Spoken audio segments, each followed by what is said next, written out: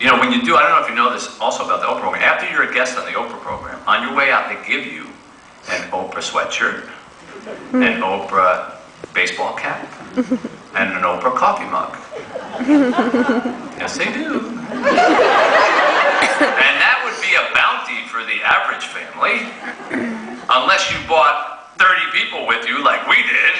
And so we were sort of at the front counter begging to try to get more free stuff, you know, holding up the kids and saying, come on, give us a coffee mug, you know. And out comes a intern or somebody, says, oh, thank goodness you're still here. Mr. Jacobs wants to see you. And I said, well, who's Mr. Jacobs? He said, well, he's the president of Harpo, which is Oprah's company. I said, well, okay, where is he? He said, well, he's on the penthouse floor. Oh, okay. So I get in the elevator, I go all the way up to this penthouse floor, and I come out, beautiful office, looking over Chicago, and I meet this Mr. Jacobs, nice man. He says, hey, I was watching on the closed circuit television. And I think, great, he's going to say, boy, you're really short.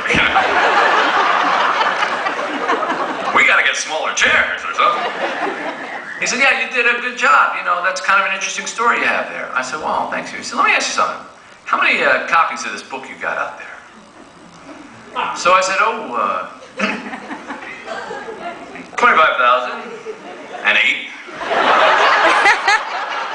And he said, what? And I thought it was like too much, like bragging, you know. So I said, well, it might be 21,008. I don't know. And he said, listen, you need to have 200,000 copies of this book in the store in the next 10 days before the show airs, or you're going to be completely sold out. I don't think you realize sort of the reach of Oprah Winfrey's program. So I thought for a second. I said, listen, if I dial a phone number in New York and I hand you the phone, would you say what you just said to me to whoever's on the other end of the line? And he laughed. He said, okay. So I dialed the publisher of Doubleday, got her on the phone. I said, hi, I'm in Mr. Jacobs' office. He's a very powerful man. He has something to say to you. Here, you know. And he took the phone. He said, yeah, I just saw Mitch. He did a little segment for us here. It was very good. Yeah, you need to have 200,000 copies of this book in the stores in the next 10 days. You're going to be sold out. Yeah, no, you're welcome. No problem. Yeah, sure, anytime. Hangs up. They printed 5,000 more copies. Sure enough, 2 weeks came. Every copy of Tuesdays with Morrie in the country gone, with none to replace it 3 weeks before Christmas. Don't moan too loudly. I did okay. In fact, you know, within a few years, I began to have a different problem. After Tuesdays with Morrie became something that, honestly, in all sincerity, I cannot ever really fathom. I have just sort of adopted a philosophy that it's not me.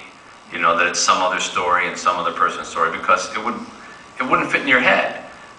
All the people who have read it, 50, 60 countries and languages, and people who know Morrie, you know, when he wasn't even here to hear a word of that. I mean, he never read a page of the book, and all these people know him. So I just kind of made some certain kind of peace with it and accepted that it was this wonderful thing. And then I began to have a different problem.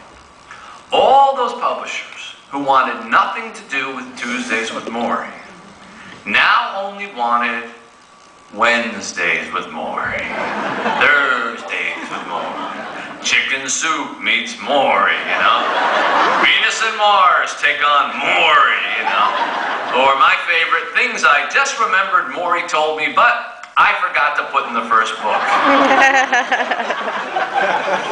You would not believe when a book gets successful like that, the merchandising offers, forget the sequels, merchandising, things would arrive at my house in envelopes with a contract and a check.